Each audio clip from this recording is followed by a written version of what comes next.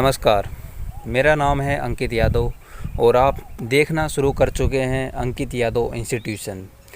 आज हम बात करेंगे रिजर्वेशन सिस्टम की, उसकी हिस्ट्री टू प्रेजेंट जर्नी के बारे में। भारत का संविधान या constitution of India weaker section SC और एसटी इनको रिजर्वेशन प्रोवाइड करवाता है। और ये रिजर्वेशन की जो जर्नी स्टार्ट होती है, इसका पास्ट क्या है और इसका प्रेजेंट के अंदर इसकी क्या स्थिति है, क्या ये यूज़फुल है, क्या ये वायलेशन करता है फंडामेंटल राइट्स जो कि इंडियन कॉन्स्टिट्यूशन के अंदर हमें प्रोवाइड करवा रखे हैं, और हमारी क्या क्या फंडामेंटल ड्यूटीज़ बनती हैं, उन सभी की हम बात करेंगे। कॉन्स्टिट्यूशन ऑफ इंडिया, भारत के संविधान के अंदर जो भारत के संविधान के निर्माताओं ने इसको बखूबी एक नया आयाम दिया था। इंडियन कॉन्स्टिट्यूशन जिसका फर्स्ट पार्ट है प्रियम्बल, उसके फर्स्ट लाइन में लिखा हुआ है we the people of India. इसका कहने का मतलब ये है कि जो भारत की शक्तियाँ हैं वो भारत के लोगों में ही विद्यमान हैं। भारत के लोग वास्तव में भारत के रखवाले और राजा कह सकते हैं। द किंग जो होते हैं वो द पीपल ऑफ इंडिया है। सेकंड बात, lex rex rule of law. यहाँ पर कोई भी बात ना तो राइट होती है ना रॉन्ग होती है। यहाँ पर कोई बात होती है वो सिर्फ और सिर्फ रूल लॉ के ऊपर बेसिस होती है, इसलिए रूल ऑफ लॉ कहा जाता है। कोई भी बात या तो लीगल होगी या इलीगल होगी, इसके अलावा कोई बात ना तो सही होती है ना गलत होती है। कानून के सामने सब कोई बराबर होते हैं, इसी बात को दर्शाता है लैक्स रैक्स या रूल ऑफ लॉ। उसके बाद जैसे कि हमारे कुछ फंडामेंटल राइट्स हैं, तो फंडामेंटल राइट्स क्या हैं? स्टेट गवर्नमेंट उससे पीपल्स जो कॉमन पीपल्स है, कॉमन लाइव्स हैं, उनको बचाने के लिए भारत के संविधान के निर्माताओं ने इंडियन पीपल्स को कुछ फंडामेंटल राइट्स दिए जो कि गारंटीड राइट्स हैं। किसी भी प्रकार की कोई कंडीशन क्यों ना आ जाए, इनके कुछ रीजनेबल ग्राउंड्स होते हैं, क्योंकि इसके कुछ रीजंस होते हैं कि जिनके ऊपर कुछ ग्राउंड्स होते हैं कि कुछ रेस्ट्रिक्शन होते हैं। Although they are guaranteed rights होते हैं। हर किसी प्रकार के कोई भी जो इंडिया का सदस्य है, सिटीजन है इंडिया का, उसको गारंटीड ये राइट्स मिलेंगे। वो जस्टिसिएबल है, इट मीन्स उनके लिए वो राइट्स आपको नहीं मिल रहे हैं तो उनकी आवाज़ उठाने के लिए आप सुप्रीम कोर्ट में डायरेक्ट दरवाज़ा खटखटा सकते हैं। ये इंश्योर करते हैं ह्यूमन एग्जिस्टेंस को। या स्टेट अपनी मनमानी करता है या किसी भी प्रकार की भेदभाव करता है तो ये एनफोर्सेबल है अगेंस्ट स्टेट। जो फंडामेंटल राइट्स हैं, ये कह दिया कि this is our fundamental rights, लेकिन हर किसी फंडामेंटल राइट्स के कुछ ना कुछ रीजनेबल रेस्ट्रिक्शन ग्राउंड्स हैं। मतलब वहाँ तक कुछ ग्राउंड्स है कि आप ये नहीं कर सकते, ये आपकी मॉरलिटी के ख़िलाफ़ है, ये इंटीग्रिटी के ख़िलाफ़ है, ये देश की सॉवरेनिटी के ख़िलाफ़ है। बट ऑल्दो आप फंडामेंटल राइट्स है आपको प्रोवाइड करवाए गए हैं, जिनके लिए आप जो कि उनकी पालना नहीं होती है तो आप you can go directly to supreme court. आप डायरेक्टली सुप्रीम कोर्ट में जाकर उनके लिए PIL या कोई भी रिपोर्ट दाखिल कर सकते हैं और सुप्रीम कोर्ट उनकी देखभाल करेगा। अब स्टेट की बात करी थी तो स्टेट होता क्या है कि ऐसी कोई भी अथॉरिटी जैसे पुलिस, आर्मी से लेकर पार्लियामेंट से लेकर सिविल बॉडीज़, जिनके पास कोई ना कोई अथॉरिटी होती है, उसे स्टेट कहा जाता है। और सुप्रीम कोर्ट की बात करी थी कि सुप्रीम कोर्ट जुडिशरी एक जुडिशियल पावर है जो कि फंडामेंटल राइट्स की देखभाल करता है। अब उसके बाद जैसे ही फंडामेंटल राइट्स जो कि संविधान के आर्टिकल नंबर 12 से 35 के बीच में दर्ज हैं, जिनमें उनका उल्लेख किया गया है, तो उन्हीं के बीच में एक आर्टिकल नंबर 16 दिया गया है जिसमें कहा गया कि equal opportunity in public employment. तो ये बात कहा, तो ये हमारा फंडामेंटल राइट है, मतलब इक्वल अपॉर्चुनिटी मिलनी चाहिए एम्प्लॉयमेंट के अंदर। बट इट तो जो रिजर्वेशन सिस्टम हम लगा रहे हैं, जो रिजर्वेशन प्रोवाइड करवा रहे हैं वीकर सेक्शन को, SC या ST को, क्या वो रॉन्ग है, क्या वो गलत है? इसके ऊपर हर कोई अपनी राय रखता है, हर किसी के अपने अपने उसके ऊपर ओपिनियन है। तो वो क्या आज उसी चीज़ के ऊपर हम बात करेंगे, क्या रिजर्वेशन इंडिया के अंदर होना चाहिए या नहीं होना चाहिए। बात की जाएगी जैसे कि चंपक दोराई राजन वर्सेज स्टेट ऑफ मद्रास से रिजर्वेशन सिस्टम की जो बात है वहाँ से स्टार्ट होती है। चंपक दोराई राजन अपने डॉटर का एडमिशन करवाने के लिए जब मद्रास स्टेट के अंदर यूनिवर्सिटी ऑफ मद्रास में जाते हैं, एंड वो अपनी बेटी के एडमिशन के लिए जब state of university of Madras से पूछते हैं कि क्या एमबीबीएस में सीट बची हुई हैं, तो यूनिवर्सिटी उनको डिक्लाइन कर देती है, डिनाइड कर देती है कि there is no seat vacant, अब कोई भी सीट वैकेंट नहीं है।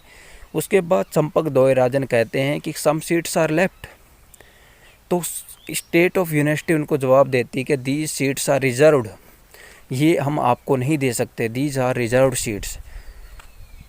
इसी बात के ऊपर चंपक दोराई राजन नाराज़ होते हैं और वो इसके लिए हाई कोर्ट में केस फाइल करते हैं। तो चंपक दोराई राजन कहते हैं कि आर्टिकल 16 जो कॉन्स्टिट्यूशन ऑफ इंडिया है उसमें प्रोवाइड करवा रखा है कि equal opportunity to all person in employment, in public employment. तो आप हमें एडमिशन नहीं दे रहे हैं सीट होने के बावजूद, तो ये हमारे आर्टिकल 16 का उल्लंघन है और आप इसका वायोलेशन कर रहे हैं और हमारे राइट्स को हमसे छीन रहे हैं। सुप्रीम कोर्ट में मामला पहुंचता है। सुप्रीम कोर्ट कहती है कि ये कम्प्लीटली आर्टिकल 16 का उल्लंघन है। बात पहुंचती है गवर्नमेंट के पास। गवर्नमेंट उस समय लॉ मिनिस्टर हुआ करते थे डॉक्टर भीमराव अंबेडकर, जो कि संविधान के निर्माता थे। उन्होंने कॉन्स्टिट्यूशन के अंदर अमेंडमेंट करते हैं। अमेंडमेंट फर्स्ट जो कि 1951 में होता है, क्योंकि DPSP direct principle of state policy, उसमें डायरेक्टली मेंशन है कि SC ST और वीकर सेक्शंस को उनके वेलफेयर के लिए आपको उनको रिजर्वेशन देना होगा या मे बी उनको किसी भी प्रकार से ऊपर लाना होगा। तो उनको वेलफेयर को देखने के लिए, उनके वेलफेयर को देखने के लिए रिजर्वेशन सिस्टम को लाएगा। तो इक्वलिटी किस प्रकार से आएगी? ये तो आर्टिकल 16 का एक प्रकार से उल्लंघन होगा, वायलेशन होगा। तो कॉन्स्टिट्यूशन के लिए अंदर लिखा रखा है कि इक्वलिटी की जगह इक्विटी शब्द का इस्तेमाल कर रखा है। इक्विटी कहती क्या है? सपोज एक ग्राउंड है और उसके दूसरी साइड में एक मैच चल रहा है, बट उन दोनों ग्राउंड के बीच में एक वॉल है और उस वॉल की हाइट 10 मीटर है। एक पर्सन है जिसकी हाइट 7 मीटर है, दूसरा पर्सन है उसकी हाइट 4 मीटर है। तो हम 7 मीटर वाले को कितना धक्का मारें कि वो मैच दीवार के ऊपर से मैच आसानी से देख सके। उसको मैच देखने के लिए 3 मीटर धक्का उसको देना पड़ेगा। लेकिन हम 3 मीटर धक्का जब एक 4 फीट वाले व्यक्ति को देंगे तो यह क्या उसके लिए सफिशिएंट होगा? क्या वो मैच देख पाएगा? बिल्कुल भी नहीं। उसके लिए हमें लेवल प्लेइंग फील्ड बनाना होगा। वो लेवल प्लेइंग फील्ड कब बनेगी? जब उसको हम 7 फीट का धक्का देंगे। ये 7 फीट का जो धक्का दे रहे हैं, जो इक्विटी है, यही रिजर्वेशन है। क्योंकि संविधान कॉन्स्टिट्यूशन ऑफ इंडिया हमें कहता है कि we have to provide level playing field. क्योंकि जो SC और ST के जो लोग हैं वो दबे और कुचले हुए लोग थे, वो सोसाइटी के अंदर एक लोअर कास्ट थी। इसकी वजह से एजुकेशन के मामले में, इकोनॉमिक के मामले में वो पिछड़े हुए थे। तो उनको इक्वलिटी प्रोवाइड करवाने के लिए first of all we have to follow the concept of equity. तो संविधान के निर्माताओं ने बहुत ही खूबसूरती से शब्द का इस्तेमाल किया इक्विटी, क्योंकि उनको लेवल प्लेइंग फील्ड प्रोवाइड करवाना है। तो उसके बाद जैसे कि हमने बात करी थी आर्टिकल 46 के अंदर, जिसमें एक स्टेट को डायरेक्ट किया गया है कॉन्स्टिट्यूशन ऑफ इंडिया के द्वारा कि आपको state shall provide special care, the word you have understand, special care to SC ST and weaker section.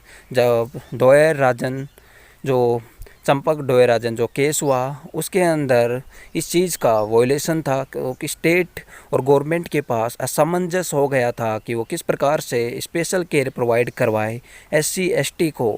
तो अमेंडमेंट हुआ, अमेंडमेंट फर्स्ट 1951, जो कि वीकर सेक्शन या सुप्रीम कोर्ट या जो SC और ST और वीकर सेक्शन को स्पेशल केयर प्रोवाइड करवाता है। DPSP जो कि डायरेक्ट करता है स्टेट को कॉन्स्टिट्यूशन ऑफ इंडिया के तहत वेलफेयर करने के लिए। इसी के तहत उसके आगे बात करेंगे, जैसे कि आर्टिकल। अब बात होती है कि रिजर्वेशन से इंडिया की कंडीशन दर पत्तर बहुत ही बेकार हो जाएगी। तो डॉक्टर भीमराव अंबेडकर उस समय के महान प्रख्यात संविधान निर्माता हमारे, उन्होंने बहुत ही खूबसूरती से आर्टिकल 335 को उसको अंदर डालते हुए उन्होंने कहा कि the claims of SC and ST shall not be aid at the cost of effective administration.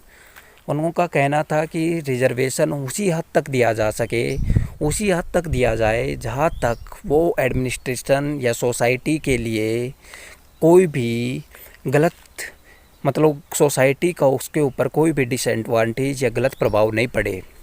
तो हमें रिजर्वेशन उसी हद तक देना है जिससे कि हमें जो इस समय रिजर्वेशन हम दे रहे हैं वो 50% है आउट ऑफ 100%। तो 50% से ज़्यादा हमें रिजर्वेशन नहीं देना है, अदरवाइज़ इम्बैलेंसिंग हो जाएगा। बैलेंसिंग जो सोसाइटी के अंदर है उसको बिगड़ जाएगी। तो उसी बैलेंस को बनाए रखना भी आर्टिकल 335 के अंदर बताया गया है। तो MR Balaji versus state of Mysore में जब डिफरेंट जो गवर्नमेंट्स आई उन्होंने रिजर्वेशन का, क्योंकि reservation is the currently the matter of government, the matter of parliament. ये पार्लियामेंट डिसाइड करती है कि किसको कितना रिजर्वेशन देना है। तो MR Balaji versus state of Mysore 1962 के अंदर केस हुआ कि आपने कहा था कि अफेक्टिव एडमिनिस्ट्रेशन के लिए SC और ST या वीकर सेक्शन को इस लिमिट तक ही रिजर्वेशन देना होगा।